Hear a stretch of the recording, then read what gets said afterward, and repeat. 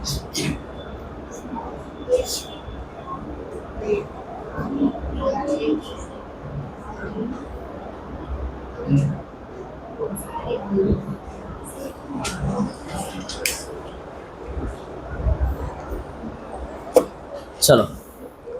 Order of reaction का introduction देख लिया, ऑर्डर ऑफ रिएक्शन क्या है वो भी देख लिया, ऑर्डर ऑफ रिएक्शन क्या बोलना चाहता है वो भी देख लिया। अब देखते हैं कि ऑर्डर ऑफ रिएक्शन को फाइंड कैसे किया जाता है। दो तुम्हारे पास टॉपिक रहेंगे ऑर्डर के लिए। इट इज़ पहला क्या है, लॉ ऑफ मास एक्शन, दूसरा क्या रहेगा, rate law. Law of mass action कैसा है बेटा, थ्योरेटिकल कॉन्सेप्ट है। कैसा है, थ्योरेटिकल, यानी तुम रिएक्शन को देख करके तुम बोल सकते हो, रिएक्शन को देख करके बोल सकते हो, कोई एक्सपेरिमेंट करने की जरूरत नहीं, यानी एक थ्योरेटिकल कॉन्सेप्ट है। रेट लॉ वाला जो कॉन्सेप्ट है वो एक्सपेरिमेंटली एक्सपेरिमेंट किया जाता है और फिर देखा जाता है कि भाई क्या ऑर्डर है। मान लो दो रिएक्टेंट है, ठीक है, चलो तो इतना समझ में आ गया ना कि एक्सपेरिमेंट करके फिर हम क्या करेंगे, ऑर्डर पता करेंगे, किसके अंदर, रेट लॉ के अंदर। जबकि इसके अंदर हमारे पास इक्वेशन रहेगी, इक्वेशन को देख करके बोलेंगे भाई ये तो ऑर्डर इसका ये रहेगा। क्लियर है? अच्छा, लॉ ऑफ मास एक्शन का कहना क्या चाहता है, लॉ ऑफ मास एक्शन ये कहना चाहता है, देखो ये इसका मेन मकसद ये नहीं है कि तुम्हें ऑर्डर बताए, ऑर्डर भी बता सकता है ये, तो हम वो वाले एंगल को देखेंगे इसके अंदर। ठीक है, पहले समझते हैं लॉ ऑफ मास एक्शन क्या है। लॉ ऑफ मास एक्शन ऐसा कहता है कि फॉर एग्जांपल अगर कोई रिएक्शन हो रही है, देखो इसके अंदर एक बहुत बड़ा ब्लंडर भी है, उसको मैं बाद में डिस्कस करूंगा, तो पहले ये मैन प्योरली क्या कहना चाहता है वो देख लेते हैं। सपोज कोई रिएक्शन मान लो A plus B will give suppose C plus D times D. ठीक है, कोई रिएक्शन है इस तरह से, तुम छोटा रिएक्शन भी ले सकते हो कि ए से बी भी बन गया इस तरह से। ठीक है, कोई रिएक्शन हुई टेक प्लेस हुई, तो लॉ ऑफ मास एक्शन ऐसा बोलता है कि जो रेट ऑफ रिएक्शन है ना, रेट ऑफ रिएक्शन वो किसके बराबर होगा, वो किसके बराबर होगा, किसके प्रपोर्शन में होगा, वो होगा कंसंट्रेशन ऑफ रिएक्टेंट्स के। किसके, कंसंट्रेशन ऑफ रिएक्टेंट्स के। अगर एक है तो एक, दो हैगा तो दो, तो यहाँ पे सर दो है, ए और बी है, रिएक्टेंट कौन है, ए और बी ना, छोटा है और छोटा भी, हाँ कैपिटल ए और कैपिटल बी क्या है, रिएक्टेंट है, तो स्मॉल ए स्मॉल बी क्या है, उसका स्टोइकियोमेट्रिक कोएफिशिएंट है। तो जो रेट ऑफ रिएक्शन होगा वो क्या होगा, इन दोनों के कंसंट्रेशन के प्रोडक्ट, प्रोडक्ट यानी ये वाला प्रोडक्ट की बात नहीं कर रहे, प्रोडक्ट यानी मल्टीप्लाई के बराबर आएगा, यानी concentration of A multiply by concentration of B. अरे आ रही कि नहीं आ रही बात समझ में? लॉ ऑफ मास एक्शन क्या कहता है शादान, ये जो तुम्हारा रेट ऑफ रिएक्शन होगा वो किसके प्रपोर्शन में होगा, कंसंट्रेशन के मल्टीप्लाई के, प्रोडक्ट के। हाँ ये, लेकिन यहाँ पे कैच करने वाली बात ये है कि साथ साथ वो ये भी बोलता है कि जो तुम्हारा कंसंट्रेशन होगा ना, उसके ऊपर जो पावर होगी यानी एक्सपोनेंट होगा, वो क्या होगा, स्टोइकियोमेट्री होगा। क्या होगा, स्टोइकियोमेट्री होगा। सिर्फ इतना नहीं है law of mass action, law of mass action आगे बढ़ के क्या बोलता है कि जो कंसंट्रेशन ऑफ ए है ना, उसके ऊपर पावर क्या रहेगी, कि ए की जो स्टोइकियोमेट्री होगी वो होगी, तो ए की स्टोइकियोमेट्री क्या, स्मॉल ए है, तो स्मॉल ए यहाँ पे आ जाएगा और यहाँ पे क्या आ जाएगा, स्मॉल बी आ जाएगा। This is the law of mass action, this is the what, law of mass action. मान लो कभी रिएक्टेंट सिर्फ ए ही रहता तो हम बी को नहीं लिखते, ये खत्म ही हो जाता, सिर्फ ये रह जाता कि कंसंट्रेशन ऑफ रिएक्टेंट और उसका पावर क्या रहेगा, उसकी स्टोइकियोमेट्री रहेगी। क्लियर है?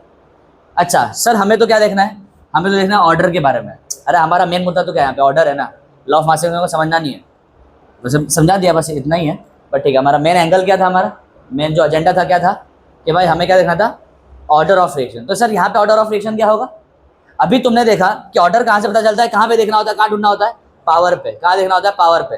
पावर को देखो, एक्सपोनेंट को देखो, यहाँ पे सर पावर क्या है, ए है, बट सर यहाँ पे एक और पावर है, बी भी है, एक और पावर है, दो पावर है, तो फिर ऑर्डर किसको लेंगे, ऑर्डर ऑफ रिएक्शन क्या हो जाएगा, जो तुम्हारा ऑर्डर ऑफ रिएक्शन होगा, ऑर्डर ऑफ रिएक्शन क्या होगा, ए लूँ के बी लूँ, भाई दोनों लो, दोनों का एडिशन लो, क्या लो, दोनों का एडिशन, यानी ए प्लस बी, क्या, ए प्लस बी, और इसका जो नंबर निकलेगा ना, वो नंबर क्या होगा तुम्हारा, पूरे रिएक्शन का क्या हो जाएगा, ऑर्डर हो जाएगा। कि ऑर्डर फाइंड करने के लिए ये पहला मेथड है। ध्यान रखना इसके अंदर एक ब्लंडर भी है, वो ब्लंडर में चर्चा करता हूँ। पहले तुम्हें इतना समझ में आया कि कोई भी रिएक्शन है, अगर है तुम्हारे पास, कोई भी रिएक्शन है तुम्हारे पास, तो उसका रेट ऑफ रिएक्शन का, पहले ये कहना क्या चाहता है कि उसका रेट ऑफ रिएक्शन कैसे निकालोगे तुम? मैं सीधा ऑर्डर की बात मत कर लेना, पहले उसका कहने का मतलब तो समझो कि रेट ऑफ रिएक्शन कैसे निकालोगे कि जो कंसंट्रेशन होगा रिएक्टेंट का, जो कंसंट्रेशन होगा उनको मल्टीप्लाई करोगे और साथ ही साथ उसका पावर क्या रखोगे, पावर को रैंडम मत रख देना, स्टोकियोमेट्री को उठा के डाल देना, ए का स्टोकियोमेट्री ए के ऊपर, बी का स्टोकियोमेट्री बी के ऊपर, बस ये तुम्हारा क्या हो जाएगा। यहाँ से तुम क्या फाइंड कर सकते हो, रेट ऑफ रिएक्शन फाइंड कर सकते हो। बट हमारा मुद्दा क्या था, ऑर्डर फाइंड करना था। ऑर्डर कैसे निकालोगे? ऑर्डर निकालोगे दोनों के इंडिविजुअल पावर को प्लस करके। अगर मान लो तीसरा रिएक्टेंट भी होता है यहाँ पे, तो उसके भी पावर को तुम क्या करते हैं, यहाँ पे ऐड कर देते हैं। बोलो क्लियर है? ये चीज़ है, समझ में आ गया? ये तुम्हारा क्या, लॉ ऑफ मास एक्शन। अच्छा, अब जो ब्लंडर है उसकी बात करते हैं जरा। ध्यान रखना, लॉ ऑफ मास एक्शन सिर्फ उन्हीं रिएक्शन पे अपना प्रॉपर आंसर दे पाता है जो रिएक्शन सिंगल स्टेप में हो, जो रिएक्शन क्या हो, सिंगल स्टेप में हो। लॉ ऑफ मास एक्शन का जो ये कहना है ना, खासकर ऑर्डर ऑफ रिएक्शन के बारे में या इसके बारे में भी, जो भी है, अबे यहीं से तो आया ये। तो जो लॉ ऑफ मास एक्शन का कहना है ना कि रेट ऑफ रिएक्शन कैसे निकलेगा, कि ऐसा निकलेगा कि रिएक्शन का कंसंट्रेशन को मल्टीप्लाई करोगे और उसका पावर, जो स्टोकियोमेट्री को ये रख दोगे पावर के फॉर्म में। तो ये कांड कब कर पाओगे तुम, ये प्रोसेस कब कर पाओगे, ये लिखना कब लिख पाओगे? जब ये रिएक्शन कैसी हो, सिंगल स्टेप। कैसी हो भाई साहब? सिंगल स्टेप रिएक्शन हो। और सिंगल स्टेप रिएक्शन के लिए एक फैंसी नाम होता है, उसको हम लोग बोलते हैं elementary reaction. Single step reaction को हम लोग क्या बोलेंगे, एलिमेंटरी रिएक्शन। यानी लॉ ऑफ मास एक्शन तुम कहाँ लगाओगे, ओनली फॉर कहाँ लगाओगे, एलिमेंटरी रिएक्शन पे लगाओगे, जो सिंगल स्टेप में हो जाती है। वो कोई 3-4 स्टेप लेती नहीं है, सिंगल स्टेप में धट करके रिएक्शन हो गई। वहीं पे तुम ऐसे लिख सकते हो, मान लो कोई सिंगल स्टेप रिएक्शन है कि x times a will give y times p, ऐसा कुछ, ये सिंगल स्टेप रिएक्शन है मान लो। तो इसका तुम रेट लॉग, मतलब ये रेट ऑफ रिएक्शन कैसे निकालोगे कि rate of reaction directly proportional to concentration of A, और उसके ऊपर में जो पावर होगा ना, वो पावर क्या होगा, सीधा ए का स्टोकियोमेट्री, सीधा ए का stoichiometry, date is x। Example के तौर पे सपोज डिकम्पोजिशन ऑफ N2O5 लेते हैं। ये डिकम्पोज होगा तो क्या बनेगा, जिससे कि बना था वो दोनों बन जाएंगे। अभी बताया था ना कि बनता कैसे बनता है, ये NO2 और O2 को मिला के बनता है। तो जब ये टूटेगा तो क्या बनेगा, हाफ O2 तो नहीं बना, यहाँ पे 2 लिया है ना, तो O2 बनेगा और साथ में क्या बनेगा, 2NO2। अभी इसका उल्टा देखा था मैंने। ये तो हमारे पास रिएक्शन है। अगर हम मान के चले ये सिंगल स्टेप रिएक्शन में हो रही है, अगर ये मान के चले कि ये सिंगल स्टेप में ही हो जा रही है सर, तो यहाँ पे रेट ऑफ रिएक्शन जो होगा बेटा, वो क्या होगा कि डायरेक्टली प्रोपोर्शनल टू, देखो इक्वल नहीं लिख रहा हूँ मैं, इक्वल मत लिखना भी फिलहाल, N2O5 raise to the power 2। Reality में ये सिंगल स्टेप होता नहीं है, क्लियर है? और रियलिटी में अगर सिंगल स्टेप होता नहीं है तो यहाँ तुम 2 लिख सकते भी नहीं हो, तो सर फिर क्या लिखेंगे? एक्सपेरिमेंट करके देखना पड़ेगा कि यहाँ पे क्या लिखूंगा। नहीं समझे? यानी लॉ ऑफ मास एक्शन ने क्या बोला कि भाई स्टोकियोमेट्री डाल दे, तो लॉ ऑफ मास एक्शन अगर मानोगे तो स्टोकियोमेट्री तुम 2 डालोगे और क्या बोल दोगे, ऑर्डर ऑफ रिएक्शन क्या है, 2 है। यानी लॉ ऑफ मास एक्शन के हिसाब से इस रिएक्शन का जो ऑर्डर है वो कितना है, 2 है। अबे यार 2 ही तो है ऑर्डर ऑफ रिएक्शन, कहाँ ढूंढोगे? पावर को तो देखना होता है, एक्सपोनेंट को देखना होता है ना। लॉ ऑफ मास एक्शन मान के चलोगे तो, लेकिन रियलिटी में इसका जो क्या बोलते हैं, ऑर्डर ऑफ रिएक्शन होता है ना, वो 1 ही होता है। कितना होता है, 1। यानी सर यहाँ पे स्टोकियोमेट्री 2 है, बट यहाँ पे जब एक्सपेरिमेंट करके निकाला जाता है ना, तो ये एक्सप्रेशन यहाँ पे कितना आता है, 1 आता है। रियलिटी में 1 आता है। इसलिए कहते हैं कि भाई साहब ये थ्योरेटिकल कॉन्सेप्ट है और ये सिर्फ कहाँ लगता है, सिंगल स्टेप में। जो ट्रू सिंगल स्टेप रिएक्शन होती है ना, वहाँ पे ये बिल्कुल वैलिड काम करता है, बिल्कुल वैलिड काम करता है। बात आ रही कि नहीं आ रही समझ में? ये चीज़ है। पॉज करो। अगर कोई तुमसे पूछेगा कि सर ए क्या है, तो तुम क्या बोलोगे? A + B नहीं है, मैं पूछ रहा हूँ ए क्या है, व्हाट इज दिस ए? अगर कोई तुमसे पूछ ले कि ए क्या है, स्मॉल ए क्या है, तो क्या बोलोगे? Order of reaction. But order of reaction तो A + B है, ए क्या है? अरे स्टोकियोमेट्री तो है ही, बट ऑर्डर के टर्म्स में क्या है? तुम बोलोगे कि small A is the order of reaction with respect to A के हिसाब से ऑर्डर ऑफ रिएक्शन है, और स्मॉल बी क्या है? ऑर्डर ऑफ रिएक्शन है किसके हिसाब से? बी के हिसाब से। यानी अगर सिर्फ ए पे नजर रहे, कैपिटल ए पे, यानी रिएक्टेंट अगर सिर्फ ए होता तो क्या होता? ऑर्डर कितना आता? ए। बी होता तो स्मॉल बी आता। फिलहाल दोनों है तो ए प्लस बी दोनों देखना पड़ेगा।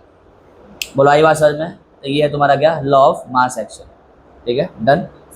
पॉज करो। एक एग्जांपल है इसका तुम्हारे सिंगल स्टेप रिएक्शन का। कुछ स्पेसिफिक कंडीशन पे, कुछ स्पेशल कंडीशन पे H2 प्लस I2 ये दोनों मिलकर क्या बनाते हैं? 2HI। तो ये जो रिएक्शन है ना, ये जो रिएक्शन है ये तुम्हारी क्या है? Single step. क्या है? Single step. नहीं समझे? कुछ स्पेशल कंडीशन में ये जब दोनों टकराएंगे तो क्या बनाएंगे? 2HI बनाएंगे, और एक ही स्टेप में हो जाएगा। क्या हो जाएगा? एक ही स्टेप में। अगर एक ही स्टेप में हो जाएगा तो law of mass action valid हो जाएगा। और लॉ ऑफ मास एक्शन क्या बोला था? जो स्टोकियोमेट्री होती है वही इनका रिएक्टेंट के ऊपर चढ़ जाती है। तो दोनों को ले लो, प्लस कर दो, आंसर तुम्हारा ऑर्डर ऑफ रिएक्शन आ जाएगा। तो यहाँ पे स्टोकियोमेट्री क्या आएगी? 1, और यहाँ पे स्टोकियोमेट्री क्या आएगी? यहाँ पे भी 1 ही आएगी। तो रिएक्टेंट नंबर 1 के ऊपर भी 1 ही है, रिएक्टेंट नंबर 2 के ऊपर भी 1 है। तो दोनों की तरफ से ऑर्डर को ऐड करोगे तो total overall order of reaction आ जाएगा। तो ओवरऑल ऑर्डर ऑफ रिएक्शन यहाँ पे कितना आ जाएगा? 2 आ जाएगा। बात आ रही है समझ में? ये चीज़, यानी यहाँ पे तुम क्या लिखोगे कि rate of reaction concentration of H2 dot concentration of I2 raise to the power 1। ठीक है, ये तो कहना था उसका, ये जो स्टोकियोमेट्री वही उठा के छाप दो। अब ये 1 क्या है? With respect to hydrogen, order of reaction with respect to hydrogen. ये वाला 1 क्या है? हाँ, I2 के हिसाब से। बट हमको तो पूरे रिएक्शन का देखना है, ओवरऑल ऑर्डर ऑफ रिएक्शन देखना है। ऑर्डर ऑफ रिएक्शन तो कितना हो जाएगा? 1 + 1 that will give you 2। Order of reaction क्या है? 2 है। बोला समझ में आ गया? That's it. अच्छा, ये सब सारा क्या है? एक्सपेरिमेंट, सॉरी ये क्या है? थ्योरेटिकल है। क्या है? थ्योरेटिकल। अबे भाई ये थ्योरेटिकल ही तो है, कहाँ मैंने एक्सपेरिमेंट किया? मैंने इधर ऐसे ही बोल दिया। अगला टॉपिक क्या रहेगा अपना? एक्सपेरिमेंटल। सर एक्सपेरिमेंटल की जरूरत ही क्यों पड़ी? थ्योरेटिकल आंसर तो आ जा रहा है, लेकिन ये सिर्फ किस पे आ रहा है? सिंगल स्टेप पे। क्या दुनिया के सारी रिएक्शन सिंगल स्टेप होती है? नहीं सर। तो मल्टीपल वाले स्टेप का जो रिएक्शन है उसका फिर आंसर कैसे लाएंगे? वो उसका सिर्फ एक ही तरीका है, सुन लो कान खोल करके। जो मल्टीपल स्टेप में होती है ना, उसका सिर्फ एक ही तरीका है, एक्सपेरिमेंट करके देखना पड़ेगा। ऐसे तुम बोल ही नहीं सकते। अगर तुम्हारे पास मल्टीपल स्टेप वाले रिएक्शन है, मल्टी स्टेप रिएक्शन है, सिंगल स्टेप नहीं है, मल्टी स्टेप है, तो मल्टीपल स्टेप वाले का ऑर्डर फाइंड करने का सिर्फ एक ही वाहिद रास्ता है, एक ही अकेला रास्ता है, लौता। That is to do the experiment. Experiment करना पड़ेगा, एक्सपेरिमेंट करके पता लगाना पड़ेगा, और एक्सपेरिमेंट करके हम पता लगाएंगे। अभी हम कुछ ऐसे सवाल करेंगे, 2-3 सवाल लेंगे ऐसे, जिसमें एक्सपेरिमेंट का हमारे पास क्या रहेगा? डेटा रहेगा। उस डेटा की हेल्प से तुम खुद, यानी हम खुद यहाँ पे क्या करेंगे? ऑर्डर ऑफ रिएक्शन फाइंड करेंगे। बात आ रही कि नहीं आ रही समझ में? वो अगले टॉपिक में होगा। अगला टॉपिक क्या है? एक्सपेरिमेंटल वाला ही है, रेट लॉ। क्या था? Rate law. पहला वाला क्या था? Law of mass action. दूसरा क्या रहेगा? Rate law. रेट लॉ के अंदर जब हम एग्जाम्पल पहले तो देख लेंगे रेट लॉ है क्या, क्या बोलता है, फिर जब उसके एग्जाम्पल में हम एक्चुअली में एक्सपेरिमेंट का डेटा उठाएंगे और उस डेटा की हेल्प से कंक्लूड करेंगे कि क्या ऑर्डर होना चाहिए। अगर 2 रिएक्टेंट हो गए तो दोनों के टर्म्स में क्या ऑर्डर आएगा, और टोटल ओवरऑल जो होगा ऑर्डर ऑफ रिएक्शन क्या आएगा, वो पूरा एक्चुअली में अपने करके देखने वाला है। क्लियर है? आई बात समझ में? ठीक है, पॉज करो।